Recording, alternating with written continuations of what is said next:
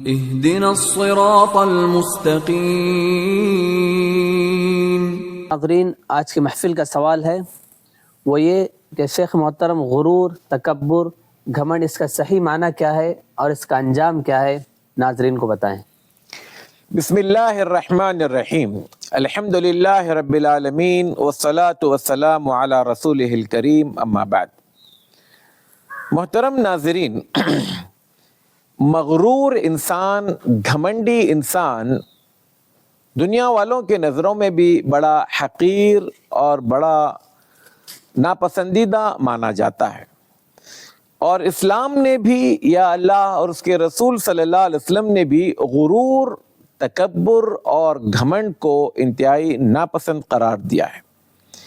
اللہ کے رسول صلی اللہ علیہ وسلم فرماتے ہیں لا يدخل الجنہ من کان فی قلبہ مثقال حبۃ من خردل من کبر۔ وہ انسان جنت میں داخل نہیں ہوگا جس کے دل میں رائی کے دانے کے برابر بھی تکبر یا گھمنڈ ہو۔ اب یہاں پر ایک سوال یہ پیدا ہوتا ہے، جنت میں داخل نہیں ہوگا کا مطلب ہمیشہ ہمیشہ کے لیے داخل ہوگا نہیں ہوگا؟ ایسا نہیں ہے، ابتدائی مرحلے میں داخل نہیں ہوگا، لیکن اگر وہ گھمنڈی تھا تو پھر اس کی سزا کاٹ کر آنے کے بعد اگر وہ موحد ہوگا، توحید پر اس کی موت ہوئی ہوگی، تو ایک نہ ایک دن وہ جہنم سے آزاد ہو کر جنت میں جائے گا۔ لیکن عام طور پر ہم لوگ غرور اور گھمنڈ کا معنی سمجھنے میں غلطی کرتے ہیں، اور کہیں نہ کہیں اگر دیکھا جائے تو صحابہ کرام رضوان اللہ علیہ مجمعین کے نزدیک بھی یہ غلط فہمی تھی۔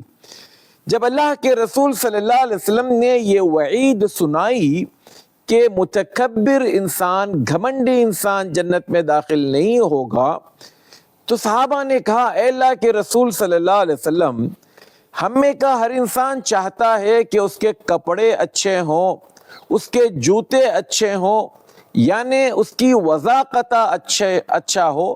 آج کل کے زمانے میں اگر ہم کہیں کہ کوئی بندہ اچھی گھڑی استعمال کرنا چاہتا ہو، اچھا موبائل استعمال کرنا چاہتا ہو، تو کیا یہ ساری چیزیں گھمنڈ میں آتی ہیں؟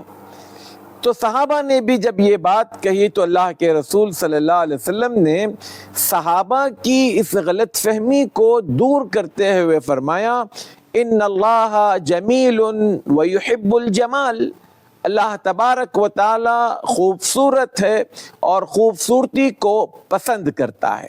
اس کا معنی یہ ہوا کہ آپ کا اچھے کپڑے پہننا یا آپ کی وضاقت کا خوشنما ہونا یا آپ کا کسی اچھے شکل و صورت میں اپنے آپ کو بنائے رکھنا یہ گھمنڈ نہیں ہے، بلکہ اللہ کے رسول صلی اللہ علیہ وسلم نے اس کی تائید کی کہ تم اچھے سے رہو، اپنے آپ کو خوبصورت بنا کر رکھو، اچھے کپڑے، اچھی پوشاک کا استعمال کرو، اس میں کوئی حرج نہیں ہے اگر وہ حلال کے ہیں تو۔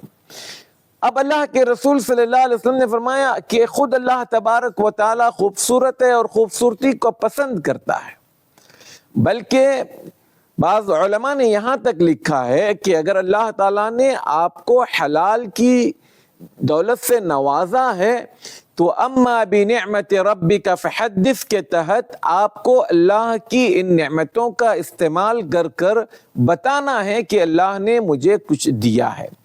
اگر مان لیجئے ایک انسان دولت مند ہونے کے باوجود بھی غریبوں جیسا رہنے لگ جائے تو گویا وہ اللہ تعالیٰ کی نعمتوں کا اظہار نہیں کر رہا ہے۔ بہرحال سوال کا حصہ یہ تھا کہ غرور کسے کہتے ہیں؟ تو اللہ کے رسول صلی اللہ علیہ وسلم نے دو لفظوں میں بات کی وضاحت کی، فرمایا بطر الحق وغمت الناس۔ تکبر یہ ہے کہ بندہ حق آنے کے بعد انکار کرے، حق کو حقارت کی نظر سے دیکھے، حق کو قبول کرنے سے پیچھے ہٹے، حق کے بارے میں اٹھ پٹانگ ٹپنیاں کرے یا اس کی تاویلات کرے اور اپنے عمل کو، اپنے کردار کو صحیح ثابت کرے۔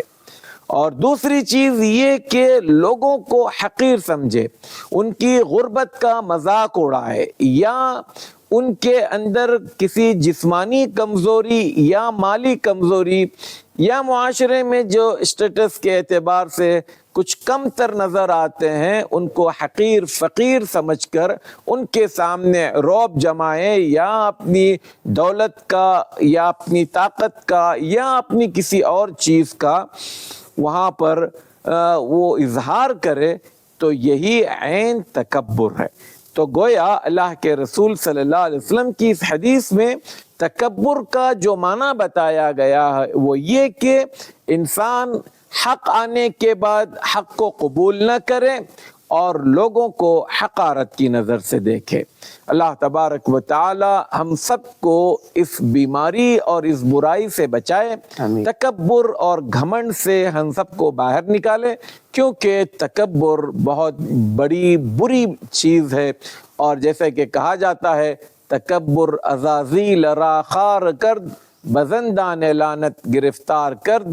یہی تکبر ہے جس نے ابلیس کو ذلیل اور رسوا کیا اور اللہ کی رحمت سے اس کو دھتکارا گیا۔ اس کی بنیادی وجہ اس کا تکبر تھا۔